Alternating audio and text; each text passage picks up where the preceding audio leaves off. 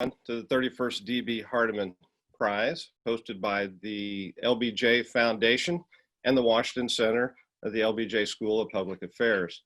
I'm Bill Shute, Executive Director of the Washington Center, and we have a great event planned for you today, in which we're going to be honoring Dr. Ruth Bloch Rubin for her work building the Bloc Intraparty Organization in the U.S. Congress.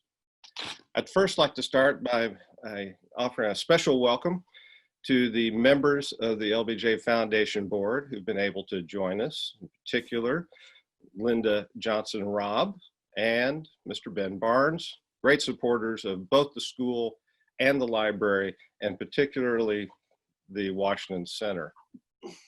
The Washington Center is a Washington-based outlet for the LBJ School of Public Affairs and UT Austin overall, in which we have two primary missions. One is to help amplify the great scholarly and research expertise that is our faculty, and to find ways to help them interconnect with decision makers and external organizations in the federal policy arena. And at the heart of the Washington Center is a student program in which candidates for Masters of Public Affairs or Masters of Global Policy Study can enter a DC concentration in which they spend their first year in Austin and their second year in Washington immersed in the policy arena through a dedicated policy apprenticeship, as well as continuing their coursework at the center. Let me give you a little bit of a background of the D.B. Hardeman Prize as well. It first started in 1980, and it is designed to honor the best book that furthers the study of Congress. It is an annual, sometimes every other year, event that it incorporates a review of scholarly works by a distinguished panel, both affiliated with the foundation and external to the foundation. And I believe you will see the quality of work that this prize recognizes when you get to know our author and her work today. Now, this prize is aptly named after D.B. Hardeman and is very fitting of his personality and his career.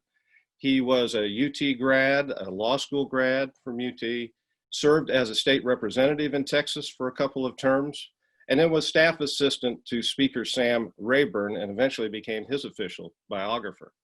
The prize in particular is noteworthy because DB was known for an extensive library in which he had at times more than 10,000 books in his home. And in particular note, his volumes on American biographies and political history have been donated to the LBJ Presidential Library. So if you're interested in seeing any of those, that's where you could find them.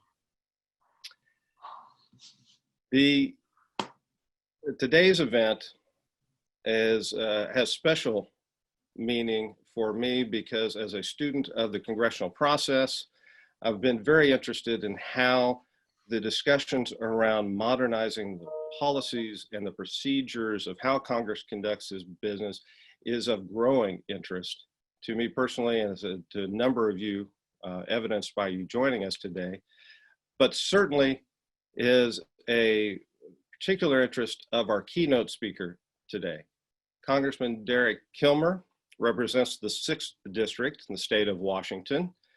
He is on his 4th term, having succeeded one of the modern lions of Congress in Norm Dix, and much like that, Mr. Dix, serves on the Appropriations Committee, which is, as you know, one of the highest achievements you can have as a member of Congress because it's such a selective committee.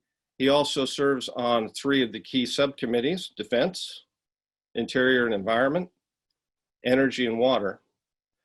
But more importantly for our purpose today, Congressman Kilmer is chairman of the House Select Committee on the Modernization of Congress. And this is, I believe, the only truly bipartisan committee in the House, in that its membership is comprised of equal numbers of Democrats and Republicans. which is very fitting for Chairman Kilmer because he is consistently ranked by external organizations as one of the most bipartisan members of Congress.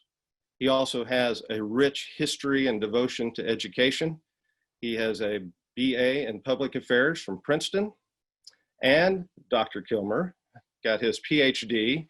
from Oxford in studying the comparative social policy, at which time, by the way, he was at Oxford as a Marshall Scholar, and since has served as a trustee in community colleges and is winding up a 4-year term on the Board of Trustees at his alma mater, Princeton.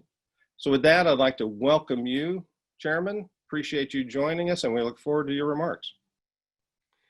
Thanks a bunch, Bill. I think that may be one of the rare times I've been called Dr. Kilmer, although I do require my 10-year-old and 14-year-old to call me that. I didn't work that hard to be called Dad. Let me start by just saying thanks to the Washington Center and to the LBJ Foundation for inviting me to participate in this virtual event today. I wish we could be in person. I'm getting used to all the virtual events. And congratulations to Professor Rubin for winning the D.B. Hardeman Prize for the best book on Congress. Mr. Hardeman's devotion to making sense of an institution that can be incredibly hard to understand lives on through the many scholars who've won this important prize. The countless complexities and nuances that drive the policymaking process are so hard to describe, much less capture and to document. But that's exactly what Professor Rubin has done with building the Bloc. I am in awe of anyone who can actually explain the logic behind what happens in Congress. I'm still often trying to figure it out. And I say this as the chair of the New Democrat Coalition, one of the very congressional organizations that Professor Rubin writes about so eloquently. These teams within teams can often complicate the policymaking process, but as Professor Rubin shows, they also give voice to diverse public views, and that's what Congress should do. Members of Congress are elected to represent the views of their constituents, but their service in congressional organizations allows them to represent views that extend beyond their districts, and that's incredibly important too. To take a current example, I care deeply about addressing racial inequities, not just in my own district, but across the country. And by working in coalition with colleagues who share similar policy goals, I can be far more effective than I would be going it alone. Put simply, there's power in numbers. A willingness to work together is so important to getting things done in Congress, and yet it's often missing. If more time were devoted to finding common ground rather than driving wedges, Congress could better fulfill its constitutional role as first among co-equal branches. And that brings me to what I was invited here to talk about today, the work of the Select Committee on the Modernization of Congress. I will mention when I got this job, I appreciate the thought partnership of UT Austin and the work that, that the school has done looking at congressional reform. The Select Committee has demonstrated how successful and productive a committee can be when its members are committed to finding common ground. We have tough discussions, we listen to each other, and we figure out where and how we can agree. And I'm incredibly proud of the fact that we've managed to unanimously pass 45 recommendations to make Congress work better for the American people. And before sharing a bit more about how the Select Committee works and what we've accomplished, I thought I'd give a little background first. Every few decades or so, Congress decides that things aren't working the way they ought to and decides to take a look inward and to try to fix itself. So Congress forms these bipartisan select committees and charges them with figuring out what the problems are and recommending solutions.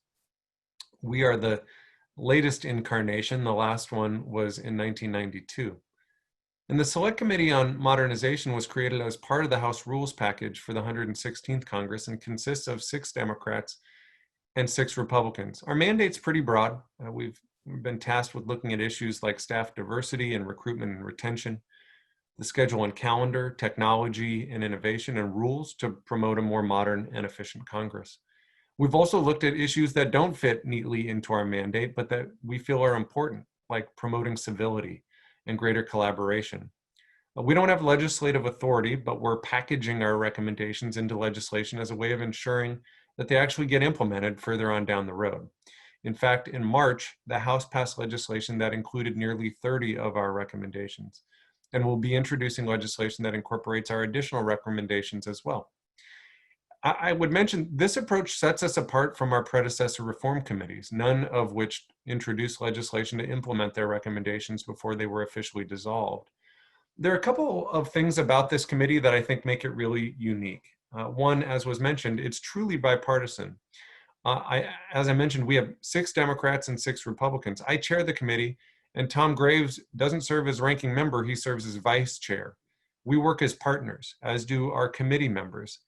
And the bipartisan collaboration on this committee has been so encouraging, and I think really serves as a model of how committees can work if members are willing to listen and learn from each other. We have a unified, nonpartisan staff with one budget and one office. There are no red jerseys or blue jerseys, only fixed Congress jerseys.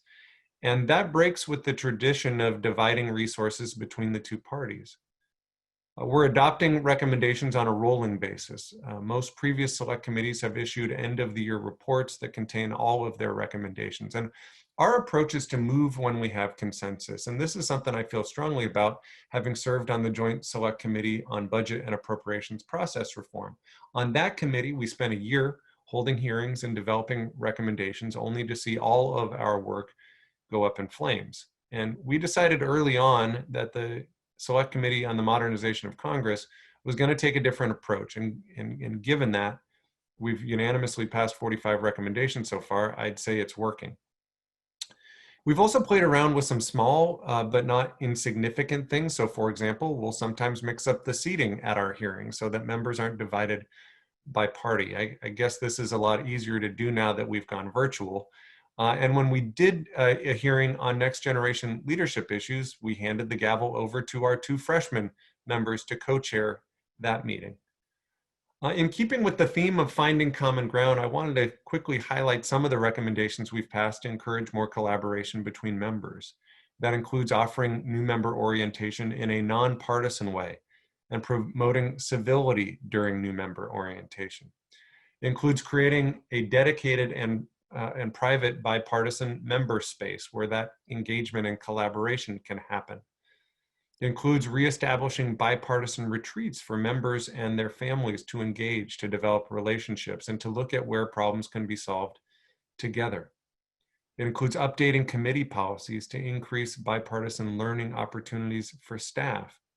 And includes establishing bipartisan committee staff briefings and agenda-setting retreats to encourage better policymaking and collaboration among members.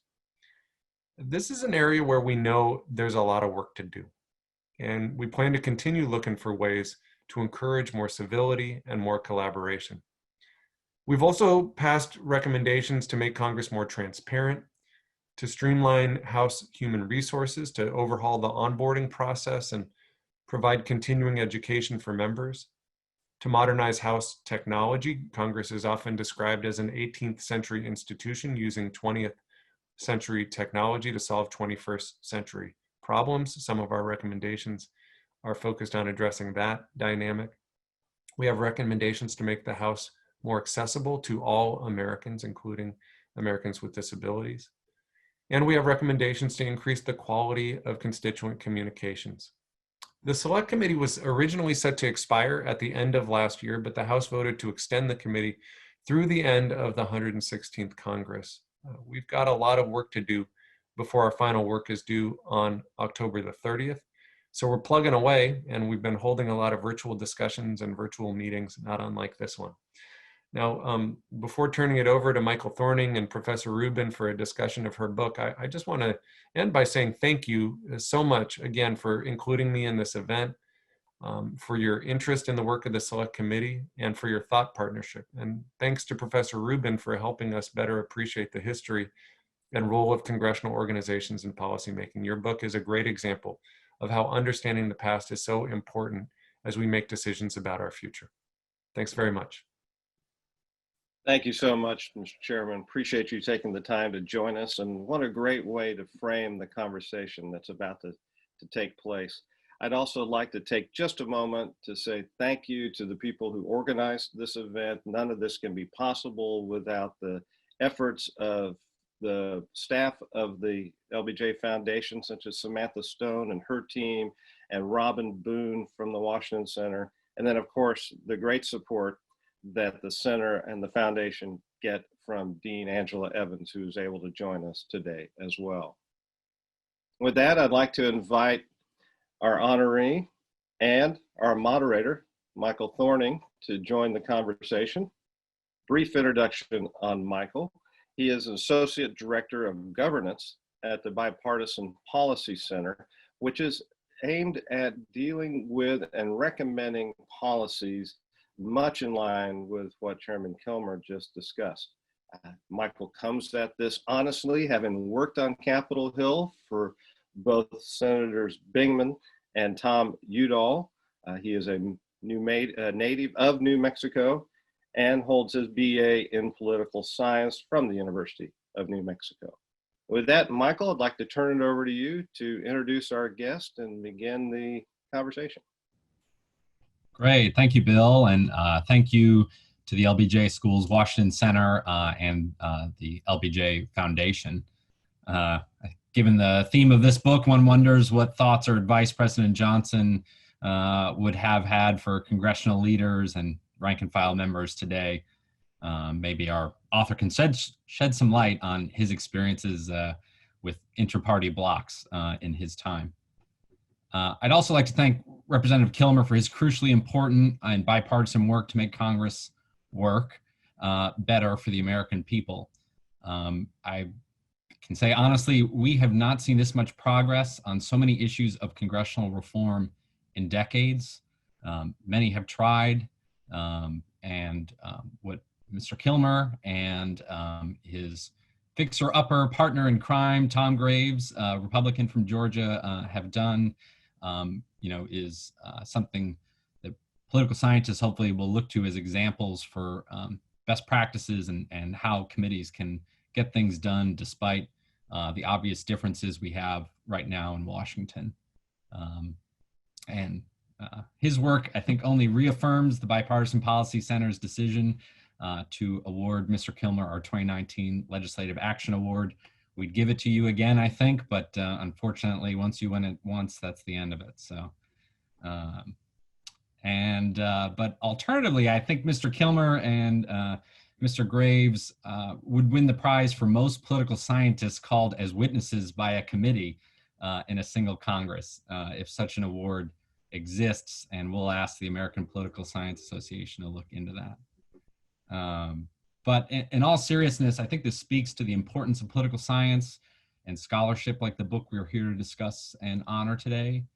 The unique thing about reforming Congress is that it's not like any of your typical legislative issues. There is no ready-made industry or coalition like you have in healthcare or energy or banking. And the Modernization Committee smartly recognized that it needed to look for evidence and data when it started this. And that largely meant looking to political scientists. BPC has been honored to work with the Modernization Committee as it examines things like congressional rules and procedure, the calendar and schedule, and whether Congress has the staff and resources it needs to fulfill its role as the first branch among equals. And we too largely look to political scientists for expertise. BPC has always tried to marry the academic perspective with the practitioners, and we believe the truth and the way forward lies somewhere in there. Ruth Bloch Rubin is Associate Professor of Political Science at the University of Chicago. She received her Ph.D. from the University of California, Berkeley, and was previously a Robert Wood Johnson Scholar in Health Policy Research at Harvard University. She's the author of Building the Bloc, Intraparty Organization in the U.S. Congress, which is today's winner of the 31st D.B. Hardeman Prize for the best book on the United States Congress. Today, Ruth and I will have a discussion about the book, and then we'll invite you, the audience, to participate via the chat function. We'll turn to that Q&A in a bit, but for now, let's just jump right into the book. Ruth, first, congratulations. Thank you so much. For a non-academic audience, they may read the title of the book and be intrigued, but not quite sure what we're talking about here. Tell us what it is that you examine in the book and generally what it is you found. Sure. Well, I actually think the average newspaper reader probably has a much better sense of what I'm interested in than your political scientist. I mean, that's because whereas most readers of newspapers have heard about groups like the House Freedom Caucus or the Blue Dog Coalition or the New Democrats or the Progressive Caucus, and I think it's important, political scientists really haven't spent that much time studying these organizations or thinking about how they matter for the policymaking process. And so this book is an effort to understand historically how these organizations develop, why certain organizational procedures are adopted over others, how organizational practices differ, whether you're in the Senate or the House. And at the end of the day, how these organizations matter with respect to the parties that they help to constitute, as well as the sort of legislating process. As Congressman Kilmer alluded to, these organizations are often and historically have been really critical to efforts to form cross-party collaboration and coalitions that are necessary for passing major legislation like civil rights acts, but as well as reform efforts in earlier periods of Congress. Let's make sure we're really clear on who we're talking about. What are some recent examples of these groups and maybe some historic examples? Sure. So historically, to give an LBJ appropriate example, the Southern Democrats in the mid-century, so 1940s, 50s, 60s, formed in the House an organization that was known as the Southern Delegations, and in the Senate, a more famous counterpart known as the Southern Caucus. And this was both a sort of informal organization in the sense that it was oftentimes a social group, but quickly took on a far more institutionalized structure. So not simply a meeting of people who shared regional representation or similar interests or a love of the same kind of bourbon, but rather strong policy interests and a desire to see those policy goals implemented, particularly when their own efforts to make those goals possible failed on their own. And so these organizations are really an opportunity for lawmakers to come together when everything else has failed to get what they want from party leaders as well as from their colleagues. And so contemporary examples run the gamut from moderate organizations like the Blue Dog Coalition or the Republican Tuesday Group, but also would, I think, we could think of the House Freedom Caucus or the Congressional Progressive Caucus as similar organizations. I would note that one distinguishing feature of the groups that I study in this book as compared to other organizations that also play really critical roles in Congress are that these are groups that are formed within parties as opposed to including members across parties. So there are a lot of caucuses that exist that may represent members who share certain trade or policy interests, as the Congressman alluded to. These groups in particular are interesting because they are formed within parties. And so as political scientists, it's interesting to think about whether they're competing for power with parties or whether they're actually sort of working productively within parties to achieve similar goals. Your main argument, or one of your main arguments, is that party dissidents form these blocs within their own party to shift the balance of power away from their party leaders and to rank and file members. I mean, can you give us a little bit of sense of what the dynamics are like in Congress that describes? Or is it a difference in ideology and policy and tactics, all of the above? Why don't the rank and file and the leaders always see eye to eye? Sure. Well, I think, and I would note at the outset that these dynamics have changed a lot over time and vary for individuals. But I think one of the things that parties do in Congress is that they help individual members pursue collective goals. So all Democrats benefit from pursuing a set of policies that they've agreed on beforehand, making the party look good, accomplishing a legislative record, and that's really beneficial to individual members when they go home to their districts. The problem is that members don't always agree with their colleagues or party leaders about what is good for the party, what that record should be. And I think traditionally political scientists have tended to think that individual members, when they disagree with their party, will simply do what's best for themselves. And I don't think that fairly captures the fact that party leaders have a lot of tools at their disposal to make life really unpleasant if you're not going to go along to get along, to borrow Sam Rayburn's phrase. And so one of the things that organizations like the Blue Dogs or the House Freedom Caucus do is they help members agree to basically work against the party or to stand up for what they believe in, even if that comes at the expense of the esteem of their colleagues or party leaders. And so in some ways, they're sort of insulating bodies that help members pursue the goals that are most important to them and their constituents. Is it fair to say some of the dynamic is that, you know, the role of party leaders is to try to be a moderating force themselves, to try to get, you know, to a policy position or put policy positions on the floor, you know, that they think most of their members will vote for and that, you know, will electorally benefit them, and that, you know, there's some group that doesn't align with that. What is the conflict, I guess, there? Is it? Sure, no, I think that's absolutely right. I mean, one of the things that I think is important to recognize is party leaders aren't dictators per se. They hold elected office, not only elected office from their districts or their states, but also they're elected by their caucus. And so they need to do things that are going to make most people happy most of the time. But that means there's always some handful of individuals who are unhappy at any given time. And one of the things I think that we often underestimate as political scientists is what members do when they are unhappy time and again and feel like they're left out of the conversation with party leaders over what would really be the things that the party should be pursuing.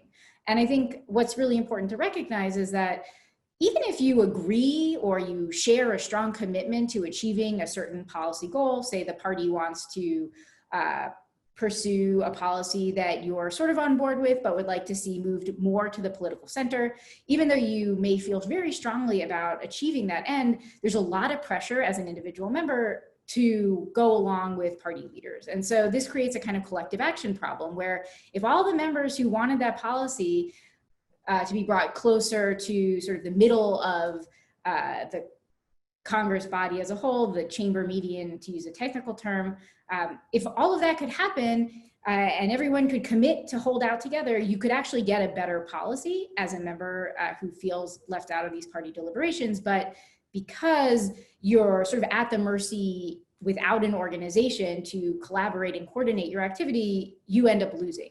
And so these organizations represent an effort to say, we're not losing anymore. We're not going to have our lunch money taken by party leaders time and again. We're going to stand up for these collective goals that we share together. And then we create an organization to essentially allow that to happen. So, I mean, how does it work? How do these organizations actually move things, whether it's in committee or before it even starts there? How do they move things on the floor in the direction that they want? And how effective are they at actually doing it?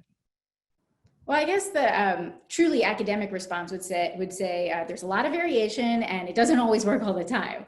I think the things to recognize are that even when members think they agree on a shared policy goal, it's actually really difficult to pin when you sort of get down to the nitty-gritty to reach agreement on what piece of legislation you'd actually like to see passed as an alternative to what the party is considering. Or if you want to proffer an amendment, what's the language of that amendment? And so one of the things that these organizations do is help members get in the same room and hash out their differences, even if they're more minor than what would be within the broader party. So some of the things that these organizations do is provide research assistance to help members think about all of the different alternatives. These are oftentimes opportunities and forums for members to debate among themselves what the right policy solution is in their view. And then also an opportunity to think about, okay, we agree on the policy we want, but how are we going to get it? How are we going to approach party leaders and try and convince our colleagues or build a floor majority? And so all of that coordination and collaboration happens within these institutions. And if we're thinking about particular procedures that matter, one thing that these groups do quite typically is impose rules of confidentiality.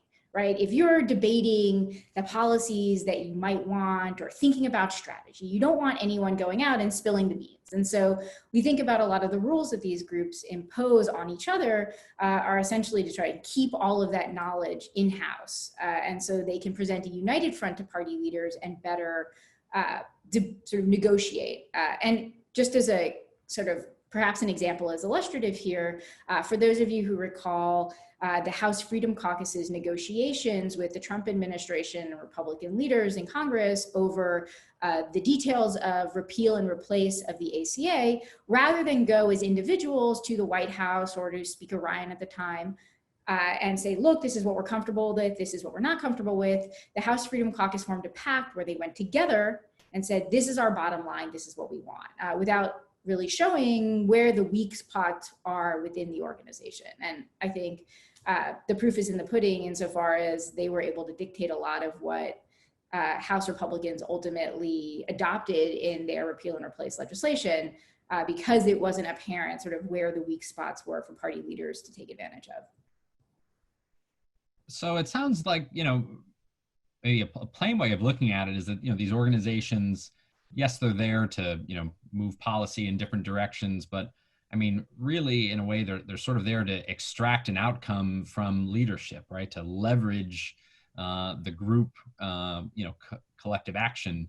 How does that work? When are there times when they can be effective and times when they can't, or is this something they could do on basically every bill that comes up? Right, so I think there's a couple of things that are worth noting here. I mean, what's really critical, and I think this is something that all of the organizations that I've studied have recognized, is you may be a very well-organized group, but if you do not control the pivotal votes, the votes that give the party or the floor coalition the sort of the critical 51% floor majority, or if you're in the Senate, a filibuster-proof majority, then you don't matter that much. You may be incredibly well organized, but your votes aren't critical to party leaders, and so they can feel free to ignore you. And so one of the things that these organizations do is try to grow to be just the right size to hold those pivotal votes so that as a coalition within the party or on the floor, both sides are sort of trying to appease them to get what they want. And so I think one of the things that is important to recognize is that over time, a group may or may not be pivotal, depending on the size of the legislative majority or whether on certain issues, some members of that organization are more or less committed to the cause, may make it easier for party leaders to pick off individuals in ways that are not desirable for the group's influence. So I guess another way to think about this is that you really only see these organizations form when members have basically tried to do what they're trying to accomplish through that organization by any other means and failed, and found themselves at the mercy of party leaders or their colleagues, and are using organization as, which I should note is quite costly to invest in, are turning to organization as a way to get what they have determined is impossible to get in any other way. Tell us a little bit, you know, if those are the tactics they're using externally, tell us a little bit about, you know, I mean, what's the internal organization like? I mean, is it people, you know, sitting around in a room in the Capitol on folding chairs, just, you know, debating things? Just are there technologies at play? I think if I'm remembering, Matthew Green at Catholic University here in Washington identified the Freedom Caucus developed an app.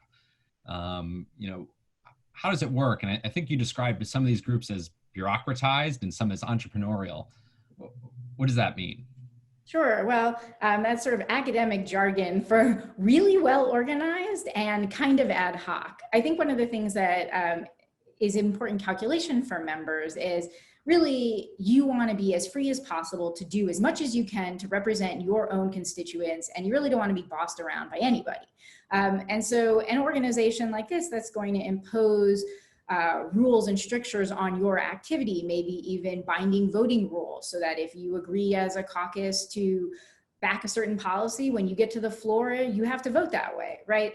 That you're not going to agree to do these things unless you really have no other choice. And so it's important to recognize that oftentimes members form sort of far more ad hoc informal organizations And then at other times, they actually adopt very formal procedures to adopting bylaws, voting rules internal to the party, internal to the organization itself.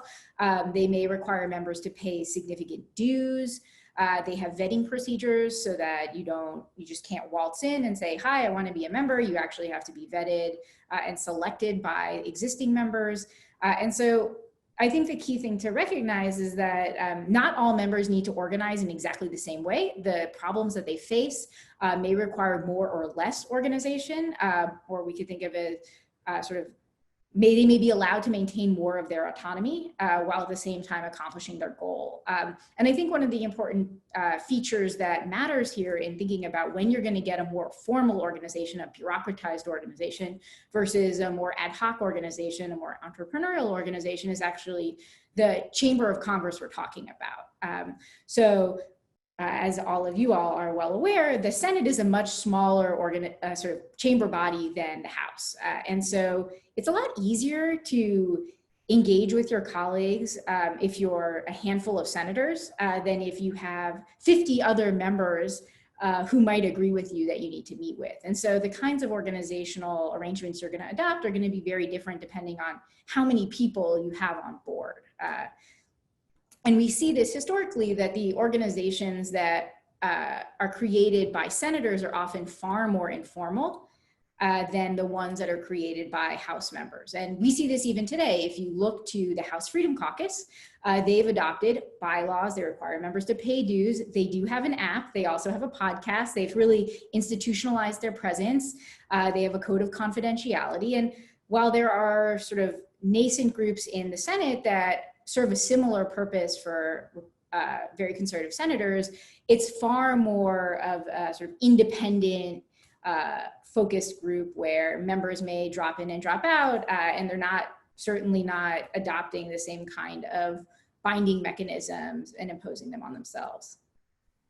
I always think it's so interesting, the differences in the way the House and Senate operates, because I think for a lot of the public, they see Congress as one body, one institution, when there are really just a lot of nuanced differences. I think, correct me if I'm wrong, in reading your book, I found that it seems like these organizations, at least formally, pop up less in the Senate than the House over time. I mean, you chart these, I was surprised to hear you chart these groups going back at least to the beginning of the 20th century. I think maybe if we only followed maybe news reporting, you might think that the Tea Party and the Freedom Caucus were some of the, the first insurgents to try to, leverage a leader and in the end for the Freedom Caucus topple a leader. So, I mean, is there a reason these organizations form more in the House than the Senate? And, should senators who are unhappy with the status quo be thinking more about doing this?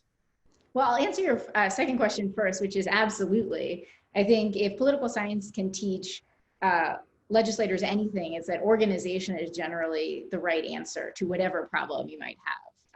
Getting things done independently or reinventing the wheel is generally not as successful as working together, which sounds trite, but I think is true nevertheless.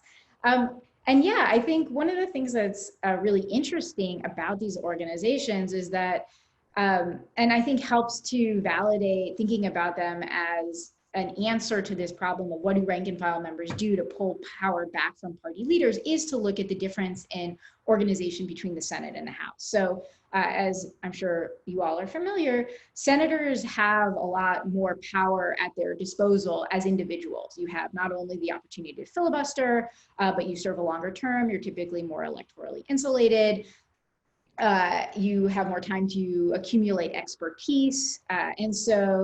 And then based on the just sheer numbers and the ratio of senators to committees, you're more likely to chair a committee, which confers certain authority and opportunities to intervene in policymaking. Whereas as a freshman member of Congress in the House, you have a lot of colleagues, it's a big institution, and you have far less opportunity to influence what happens on the floor. Party leaders have far more control over the legislative agenda, over floor procedure. And so your opportunity to have your voice heard is just far more limited. And so if we think that these organizations are going to form when members have tried on their own to get what they want, it would make sense that in the House, we would see these organizations form with greater frequency. And not only that they would form with greater frequency, but that it would be necessary to have far more sort of institutional infrastructure to keep it going, just because you're going to have more people who are participating with less individual power. And so you have to have a kind of superstructure to pool people's human capital resources together. You know, this is making me think, I mean, these groups often kind of get a bad rap, right? And maybe, you know, even folks like myself sometimes think of them as sort of insurgent groups, but you know, they use tactics that some see as extreme or unorthodox or disruptive. You know, I think they're often characterized as troublemakers. You know, so I think that leads to a few maybe misconceptions you can clear up. Are they all extremists when it comes to policy and ideology? And, you know, is it maybe the case that these groups aren't all bad? Do they actually, you know, have an important function in the legislative branch? And should we be looking to foster more of these groups, or should we be trying to squelch their ability to form?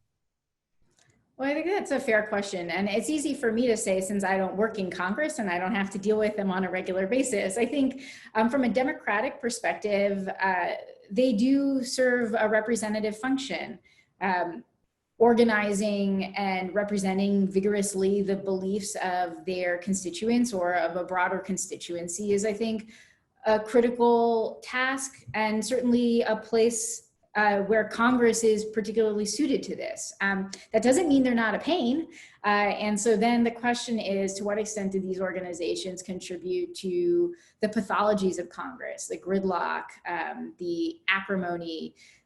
And I think there it's far more complicated and really has changed over time. A lot of the organizations that I study in this book are actually moderate groups who form in part because they think that the policies that are being pushed by party leaders are too extreme, and they want to see policy brought toward the political center. And by forming an organization, they can actually better work with members of the other party. The Blue Dog Coalition is a great example of this. More recently, those organizations have been less popular, and we've seen fewer of them. Certainly, the Blue Dogs have a considerable institutional legacy and are still operative, but there aren't as many organizations that are vying for a similar space in the Democratic Party, or certainly in the Republican Party. And instead, we see a lot of these same kinds of organizations cropping up on the fringes of the party. Which I think has its own dynamics, but at least from a representative perspective, it's sort of hard to condemn them and not moderates. I think it's important to step back from our own personal politics there and say, you know, you may be troublemakers, but you're doing it for a good purpose. I think what we can be frustrated by is the fact that there aren't counter mobilizations within a party.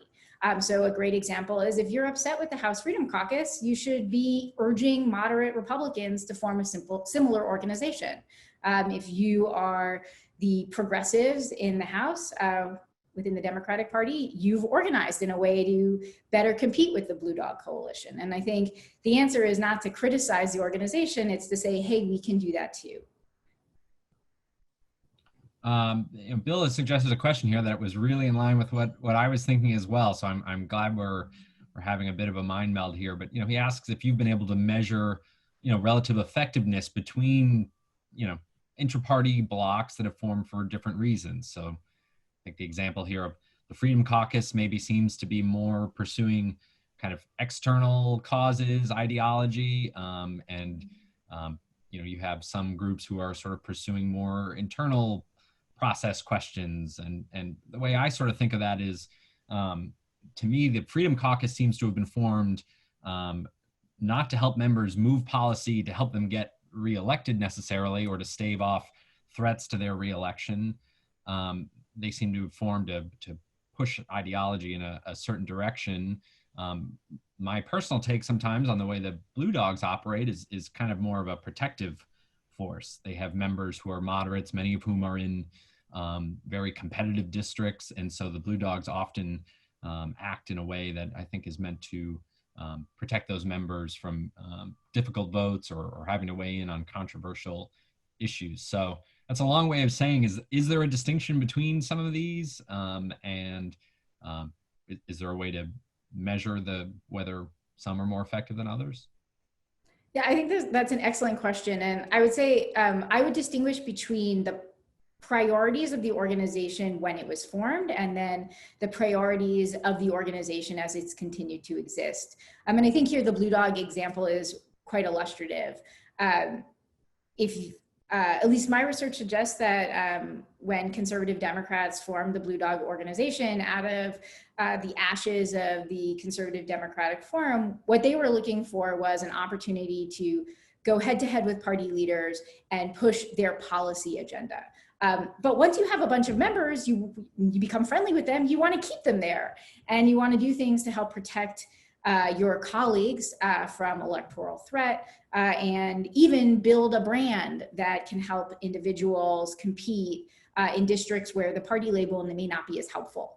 And I think that's something that we see organizations do going forward. But I do take members of Congress at their word when asked, why did you join this organization or why did you form it? Almost universally, they identify policy goals as a sort of primary factor. And I think one way to think about this, even though I think as outsiders, we're all prone to a level of skepticism here, is that being a part of these groups is quite costly. It's not, just a bumper sticker that you get to put on your car and blue plate dinners that you go to collect cash from.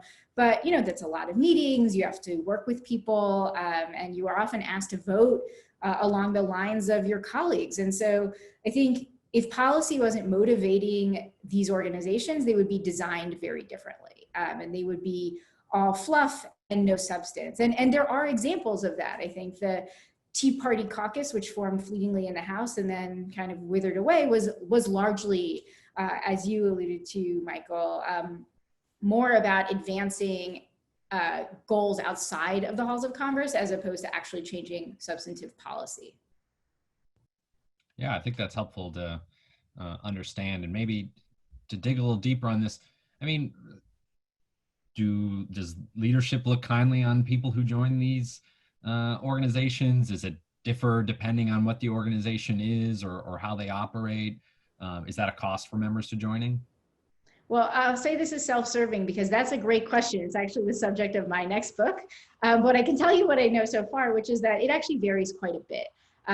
Some leaders have worked productively with these organizations. Sam Rayburn's a great example of someone who worked productively with both members of the Southern Caucus and members of the Democratic Study Group, and mentored liberals within that organization and worked with them productively. You also have, I think, contemporary examples of House leaders who had a far more challenging relationship with these organizations. Former Speaker Boehner, former Speaker Ryan, I think are good examples of the challenges that these organizations can pose to leadership. I think one important thing to think about is whether you are you sort of in on the ground floor when an organization comes into being, or whether you inherit a problem group. And I think Speaker Ryan's position was certainly not enviable in that he came into power with a known organization that had caused a lot of problems for party leadership in the past. And it meant that you had to manage that group differently than if you had, allowed an organization, as Sam Rayburn did, sort of come up with your blessing. And that relationship is very different. I'm curious if you see any nascent intra-party blocs forming right now, whether you think the conditions are ripe for that. And I think one thing we heard at the beginning of this Congress, right, was a lot of people were looking at the squad, Alexandria Ocasio-Cortez, Ilhan Omar, Ayanna Pressley, Rashida Tlaib, and saying this is the next Freedom Caucus. Is the squad the same thing as an intra-party bloc? Do you see any other blocs forming?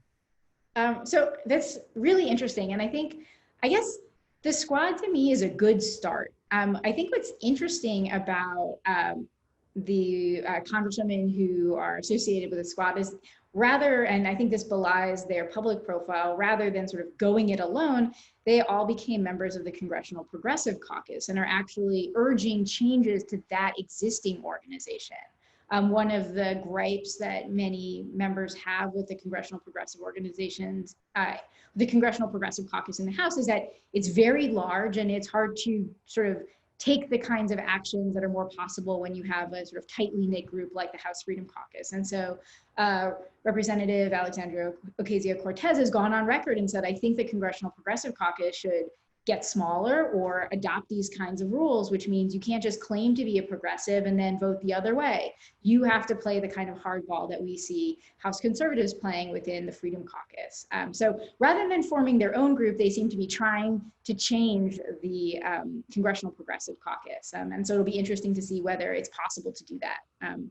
I think individuals who've been around Congress long enough recognize how difficult it is to change the status quo and how organizations operate, but I think it'll be really exciting to see whether they're able to make those changes. There's sort of maybe a third book, Intraparty, Intra-blocs there. You know, I want to get ready to turn it over, you know, to our audience to submit questions via the chat function. We'll get to as many as we can with the time we have left. We have almost 30 minutes, a little bit more than that. I have 3 criteria for this. When you submit your question, please give us your name, your affiliation, if there's any organization you belong to, or and please make sure you're asking a question. Those are the 3 key things. But I might, before we get to that, be thinking of your questions and submitting them now. But my last question, I think, for you, Ruth, will be, for those of us and people like Mr. Kilmer and his partners in Congress who are looking at reform and trying to make Congress work better, are there any operational rule or procedural challenges that could make these organizations both more effective and hopefully more productive rather than counterproductive? Sure. Well, I think, and I'm on an APSA task force that has written some recommendations to the Select Committee. And one of the things that we've encouraged the committee to consider is actually to help organizations like the Blue Dogs and the House Freedom Caucus, among all other congressional member organizations like the Congressional Black Caucus, to give them more staffing resources. We think that these organizations are really critical to the development of innovative policy and also for thinking about strategy and tactics. They're in many ways like laboratories of democracy within Congress. And so for Congress to be able to give them more resources to do the work that members are already doing together, often in a bipartisan way, I think would be quite productive. And at least would follow the political science edict that when recommending reforms, you want to first do no harm. I think that, yeah, that's important. I'm sure Mr. Kilmer would appreciate that as well. Haven't seen any questions pop up yet, so don't be shy.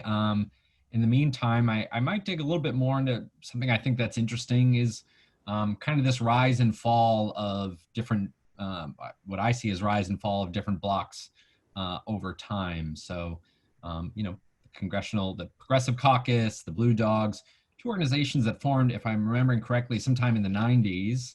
And I would say up until 2019, in recent years, the Blue Dogs didn't have much influence at all, or weren't the most influential of the blocs within the Democratic Party.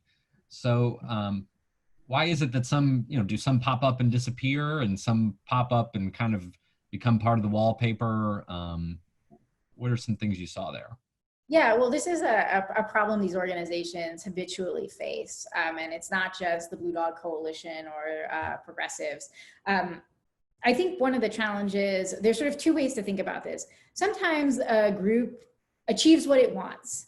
The progressives at the turn of the 20th century wanted to see far more power decentralized away from the House Speaker and given to members so that they could work within existing party organizations to represent their constituencies better.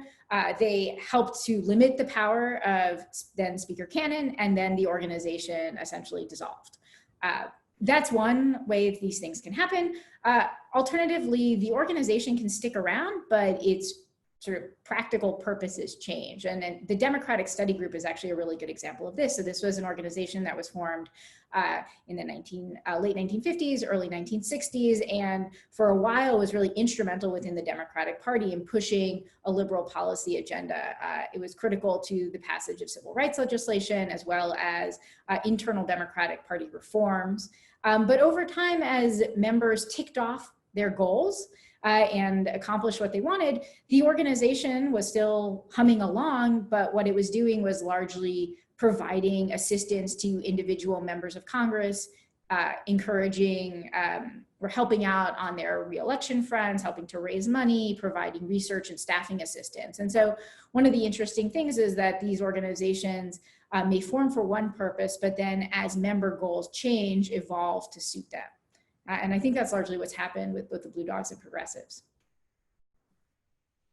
Yeah, and to that point, we have a great question here from Patrick. I'm sorry if I pronounce this wrong. I'm going to say Patrick Burr, but from George Washington University. Have you found conditions where groups would come into conflict with one another?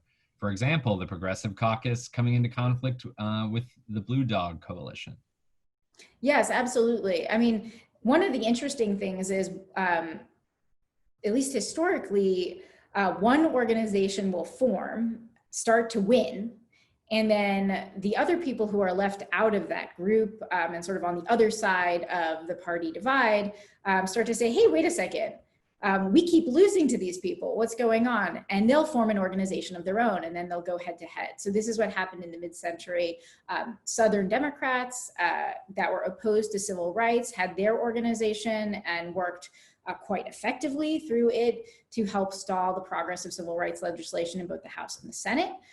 Eventually, liberals in both the House and Senate got tired of this and formed the Democratic Study Group in the House, which was an effort to contest with the Southern delegations power over this particular policy issue. Today, we see moderate Democrats and progressive Democrats fighting it out, and they're often doing so within the confines of these organizations, as opposed to as individuals. And I think that's because these groups really do sort of elevate and intensify the messages that individuals, if they were sending them out themselves, would be able to broadcast. I'm curious, related to that, do we know anything about how leadership responds to these conflicts? So does leadership ever tend to favor one of the coalitions over the other? Do we know anything about how they make those decisions or why? Yeah, so it's a great question, and it varies a lot by the individual leader. I think one of the things that's quite important to recognize, and is a sort of core part of my next book project, is that political scientists as a whole, we tend to think that what do party leaders want? They just want everyone to agree. And so they're not going to be pursuing divisive policies or seeking to sort of favor one side of the party over the other. Really, they're looking to make the majority of the majority as happy as possible. And I think by focusing on these organizations, what we see is that that's not always true. Party leaders can and do favor some factions or organizations over others, and oftentimes can benefit from the kinds of conflicts that are created when they go head to head. Again, Sam Rayburn's actually a great example here, D.B. Hardeman approved example here.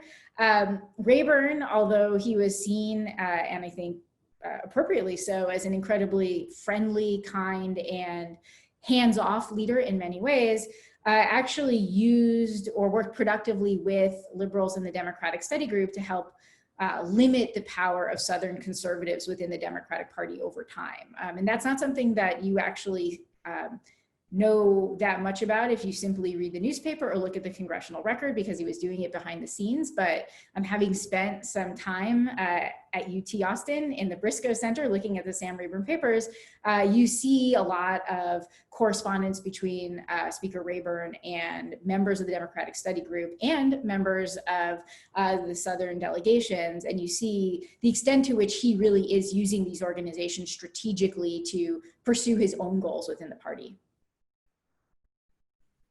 I'll say again, now is the time. If folks have questions, don't be shy. But I wonder, while we're waiting for that, we could dig in a little more to this, because I think it's really interesting, this interplay between the leaders and the different groups. I mean, sometimes these controversial policy questions are forced on the majority, right? So I'm thinking of a very perhaps narrow, unknown to the general public procedure that happens in Washington. It's called the motion to recommit. So this is before a bill is up for its final vote. The minority party basically has one last chance to offer an amendment to that bill. And often, particularly we've seen Republicans are very effective at this. The minority now will often offer an amendment that they think will be so divisive for the majority party that the majority party will have to abandon the bill on the floor entirely. So, did you find anything in particular about what the role these different organizations play? And that's a really specific kind of situation, but it comes up fairly often. What's the role of an intra-party bloc then?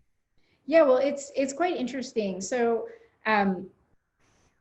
depending on the organization, that kind of strategy, especially if we abstract from the motion to recommit to just thinking about what the minority party might be doing at any given time, assuming that these organizations are part of the majority, to kind of exploit these apparent cleavages within the majority. Different organizations have had different relationships with the minority party. At times, it's been the case that these organizations have tried to work with the minority party. And so they use these opportunities sort of strategically to push majority party leaders to have to consider an amendment that they might not otherwise want to. And essentially the minority party is helping them out. At other times, if there's anything that the organization in question can agree with their co-partisans, is that the minority has it wrong. And so these efforts to exploit these cleavages within the majority party are actually quite problematic and may, in fact, dissuade members who might otherwise join an organization like this from participating, because they see it as potentially divisive, or alternatively exposing a cleavage that the minority might then try and exploit. And so it's not strategic for them to participate. Thinking about a different kind of leader, we have a question from Anita Lampel. To what extent might polarizing political figures like a president cause the blocs to either dissolve, put aside their differences? And I'll add to that a little bit. How do presidents strategically interact with these groups, elevating them or trying to, perhaps mitigate their impact? Yeah, so I think, again, there's a ton of variation. Different presidents have different styles and different goals. One sort of on the ledger of these organizations, these inter-party groups are of strategic value to presidents, is that if a group can commit and say, if you do these things, we'll give you this big block of votes, that's a really efficient way to negotiate. And so some presidents have worked explicitly with these groups because they know, if we can hash it out and strike a deal with you, we have you at our back. And I think that's one way that presidents have dealt with these organizations. I think that's in some ways what the current administration has seen the House Freedom Caucus as a healthy block of votes, that if you can win them over, then that's a way to sort of short circuit some of the negotiation process. But these organizations have also fallen prey to presidents that use them and lose them, so to speak. The progressives of the turn of the century appealed to who they thought was an equally progressive individual, President Taft at the time, who was very friendly and welcoming, and was sort of told them what they wanted to hear, which was that the Republican speaker was too powerful, too dictatorial, and should be brought down. And then when the time came to sort of help them out as they had expected, was hands off and said, look, this isn't my problem. And so in that way, I think different organizations have been very leery of presidents. But when presidents have a good grasp of Congress, as for example, Lyndon Johnson surely had, you're better able to use organizations like this for advancing your own presidential policy agenda. And certainly Southerners and liberals within the Democratic Party at the time that Lyndon Johnson was president, I think had a far more collaborative relationship with the White House than they have had certainly in more recent time. Got a question here from Jessica Kelch. Do you have additional thoughts on changes in resource allocation to member organizations over time? She gives the example in the 90s, the move from legislative service organizations, I think I'm remembering that acronym right, off the top of my head, and congressional member organizations. What impact have those kinds of changes had on effectiveness over time? I think that's a really important question, and one that we can actually, I would say, go back a little further. So the way these organizations used to work, and this is at the turn of the 20th century, members would essentially pool their clerk hire allocations. So they would chip in and pay for one clerk who would work for the organization. And over time, that became far more sophisticated. And in addition to offering some of their employee allocation from the House to pool to hire staffers, members would also pay dues. What the legislative service organizations did before Speaker Gingrich abolished them was to create a separate allocation to help organizations like this hire their own staff, so members wouldn't have to chip in from their own allocations. And I think this contributed to an incredibly rich organizational research operation for many groups. The Democratic Study Group, the Republican Study Committee, organizations like the Congressional Black Caucus were able to do a lot of sort of policy innovation in-house. When Speaker Gingrich eliminated funding for that, there was a period of time where member organizations were again reliant almost entirely on dues or sharing staff in more informal ways, which I think in some ways has limited their capacity to do sort of top flight research. But on the other hand, with the availability of outside funding and collaboration with think tanks has been somewhat mitigated. But I think one of the things that's really important to recognize in these organizations is they're not simply opportunities for members to get together and hash out ideas, but they're actually opportunities to generate new ones. And staffers are really critical to that process. I think Tom Harkin, Senator Tom Harkin is known for having said that, I think he was talking about senators, maybe we can adapt it to all members of Congress are just a constitutional impediment to the smooth working of staff. So I think that's absolutely true, and certainly something, Mr. Kilmer's committee has looked at how you improve that resource of staff, and clearly that goes beyond just committees and individual members' offices. Staff working in these organizations seem critical as well. So maybe that's a new angle that hasn't been explored so much in the reform efforts. I'm curious, and we have this question here from Robin Boone from the LBJ Washington Center. Is there a magic number in terms of size a caucus needs to be most effective? And again, I'm thinking somewhat of Matt Green's book, which I read on the House Freedom Caucus, that I know the Freedom Caucus is very sort of cognizant of that, of their size and limiting that. Have you found anything about sort of the floor and the ceiling and how the groups regulate their size? Yeah, sure. Well, I mean, one of the things that's important to note is that the size is going to fluctuate in part on how many votes you need to have to be pivotal to your party organization when it comes to a floor majority. And so you can actually have quite a small organization, just a handful of votes, but that doesn't provide you with much insurance. So many of these organizations that derive their authority from holding these pivotal votes usually cap their membership, which is important to allow for these pivotal votes with some insulation, typically between 20 and 40 members. The House Freedom Caucus has done so. The Blue Dogs did so, particularly after there was a surge in membership and they got too big. Other organizations have taken a very different tactic, which is to have a very large group with a sort of peripheral group of sort of sometimes members, and then some members who are far more active.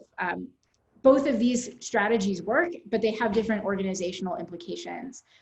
Organizations that cap their membership tend to be far more rigorous about deciding who comes in and who stays out, in part because members aren't as fungible. You're stuck with who you let in.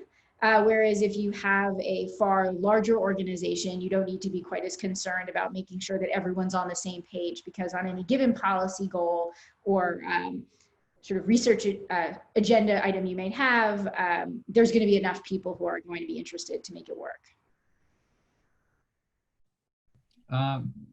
Is there a way to, I don't know, to read the tea leaves, if you will, to know when the conditions are ripe for a new organization to form, or perhaps for an organization that had become somewhat less influential to become more influential?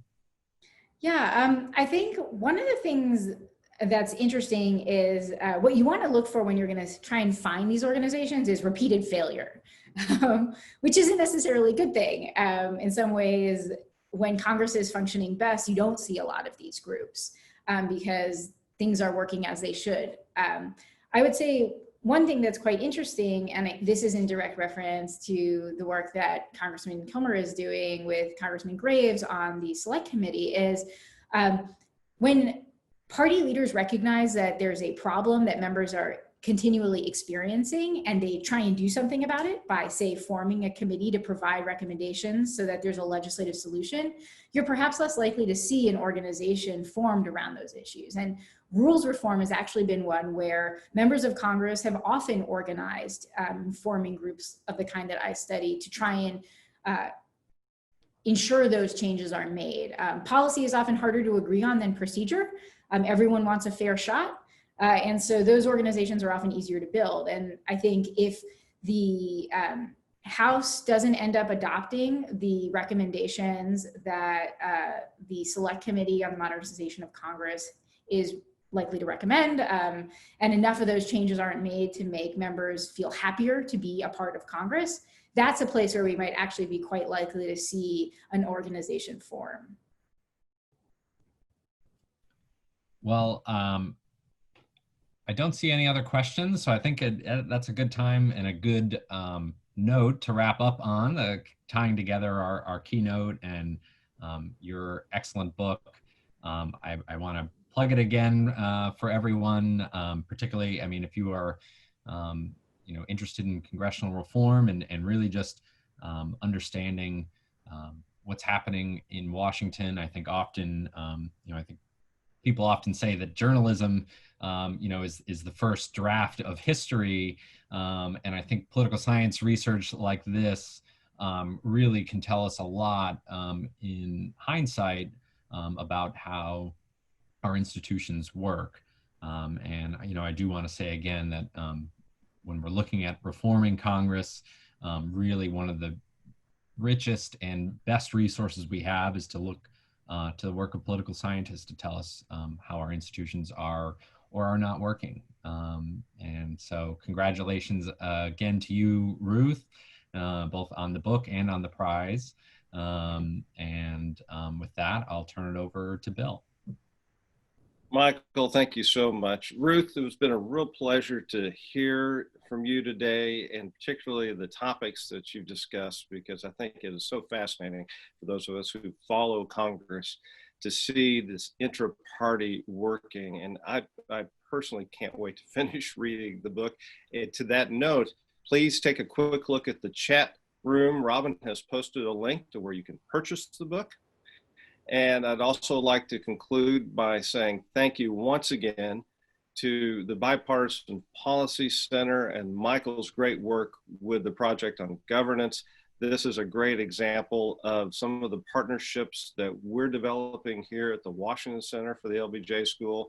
In fact, we have a new one that you may have seen some press on recently, in which the leader of their immigration project is actually sponsoring an LBJ student and grad for a 1 to 2 year fellowship to do great work on legal immigration policy recommendations. And of course, thank you again to the LBJ Foundation and the board. Thank you so much for offering up this prize and recognizing great works such as Ruth's. And we look forward to having all of you join us at future events. Please keep an eye. We'll be doing more of this in the coming months. Thank you very much again.